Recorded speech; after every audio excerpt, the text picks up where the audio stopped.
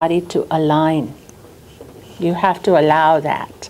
Otherwise, one or the other will revolt.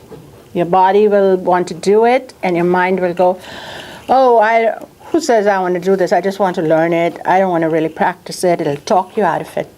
So choose a couple that attract you and start to involve that. One group of people, when I was actually going through school, we noticed that all of them, they were an amazing group. They would, in the breaks, come out and smoke. They'd study Ayurveda. And a lot of them were from out of town. And they would all meet in the evening. Where? At the local bar. Okay? A lot of them were alcoholics and smokers. Okay? And we'd go, what? These guys are learning Ayurveda and here they're smoking and drinking, right? No judgment there on our parts, of course, but we were just wondering how come they were doing this. Well, as they went through the course, each month they would introduce different things, and by the time they graduated, a lot of them had stopped drinking and had stopped smoking. Now, when they go out to practice, who are they going to help? The smokers and the drinkers. They have walked the talk. And they're going to help, okay? So whereas the other people who don't smoke and drink, they might go, oh boy, they're smoking, can you imagine smoking? So, or drinking, whatever. So others may form judgment, but the ones that can empathize are the ones that have walked it, So, and you may have done the same thing in a previous life. If you believe in previous lives, I do. Or you may know near and dear ones that do that. So you want to be aware that it's all a learning, and Ayurveda is very inclusive. It actually says you should not repress your urges.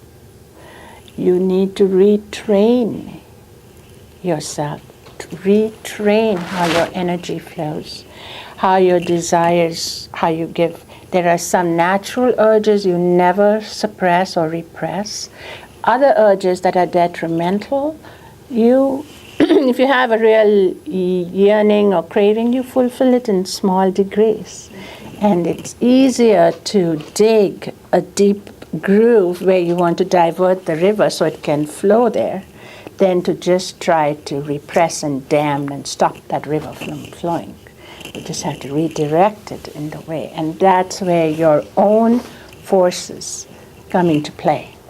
And it isn't really, even though all through, I want you to really note this. It is not about do this, don't do this. This is good, this is bad. Because believe you me, by the time you're in the 3rd, 4th month, you will be in this pendulum of good and bad, good and bad. Oh, this is good. Oh, this is bad. Oh, this is terrible. All this judgment comes in. It isn't about that at all. It's really about how you awaken the forces within you, and whether you're holding the reins of the forces or are the forces like horses leading you wherever they want to go. Okay? So that's really what it is. It's not the actions you do, it's what they invoke within you. There are 2 people that will drink alcohol and they'll behave completely differently, correct? Yeah.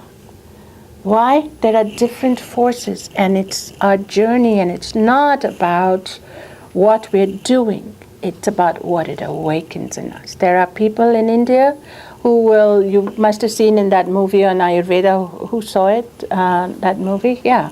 The guy takes mercury and puts it on his tongue. A normal person does it, they'll drop dead.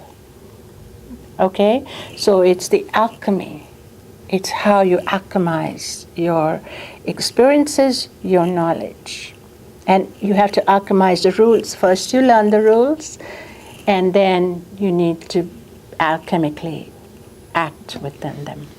Okay? So it's a journey. Trust the process. Each of us has a unique healing process.